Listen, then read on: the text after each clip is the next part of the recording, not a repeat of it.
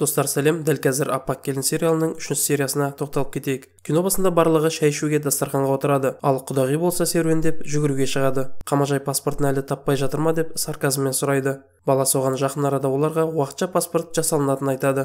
Бір үйде 3 бірдей мүгедек бар. 3 бірдей мүгедек бар. Сағыр анамыз ол кісілерге қарайды. Өте қиын. Dostlarım pəlençen toy kızını uzatıb atır, balasını üylendiriп atır deydi, onday yerге baramayım da. Үйде ести жатам. Ондай жерден жіпті көрсем, осы асыл үлестан білген. Қайсы жіптаңынан да отқа таста жіберем аламды қойшы. Қызымнан оғал қойшы, әкесен келмесін, әкесінің тілі бір ғой. Қызымнан оғал шығар дейміз.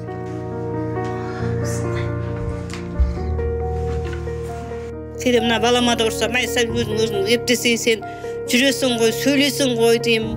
Психологический жағынан бар да балам енді ол. Денім сау болған кезде бұндай тірлік болмасын еді. Қолдан келгенше көмек береш, ағайындап, енді өздерін көріп тұрсыңдар, қиын отбасы екен. Сіздерде тенеміз, барынша қолдау сіздерде.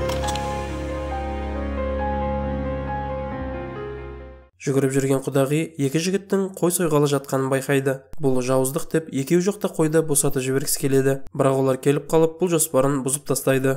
Ал мұнда үйге Бағдат келеді. Ол сол баяғы құданы емдеу іс-шарасына кіріседі. Ал мұнда жігіттер бос айқайлай берген құдағиды танымай, оны байлап тастайды. Бағдат өз тірлігін бітіріп, сыртқа шыққанда оны Қамажай апам көріп қалады. Кішкене ұрысып болған соң артынша көйлегін тастап кетуді сұрайды. Ол Лияның 40 күндік қалжасына қой іздеуге шыққалы жатыр екен. Мұнда жас келін келіп, құдағиды танып, оны босатуларын сұрайды. Жігіттер абыр-сабыр болып, ол кісіні босатып, артынан Қамажай ападан таяқ жейтін болды қой дейді. Босаған құдағи жүгіріп үйге барады. Жолға шыққалы жатқан Қамажайға әбден айқайлап, бірін-бірі түсінбей ақырында қайта көшеге бет алады.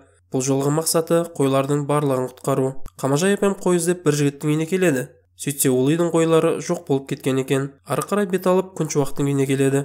Сөйтсе оның қойы да із-түзсіз жоқ екен. Осы уақытта Қамажай құдағидың жан айқайын естиді. Ол бір жігітпен тартысып қойды босатқалы жатыр. Ұят болды деп әрең дегенде құдағиды алып кетеді. Ол бүкіл әлемдік жануарларды қорғау ұйымына хат жазбақ болады. Тікелей эфирге шығып барлығын айта бастайды. Үйіне келген Қамажай не болып жатқанын біліп, ұнамаса Америкасына кетсін дейді. Осы уақытта құдағи шығып, сенің ауылдарың жайлы бәрін айттым. Енді сендердің жабайылықтарың жайлы бүкіл әлем білетін болады деп айқайлайды. Қамажай апам оталып, сендерге сол мәдениетті үйреткен кезіндегі біздің ғұндар. Сондықтан ақыл айтатын сендер емес, ұнамаса ауылдан кет дейді. Түнге таман басындағы екі жігіт келіп құдағидан кешірім сұрмақ болады. 3-ші серия дәл осындай сәтпен аяқталады. Жалпы толық нұсқасын қараймын десеңіздер, астына сілтемесін қалдырамын. Осымен шолудың соңы.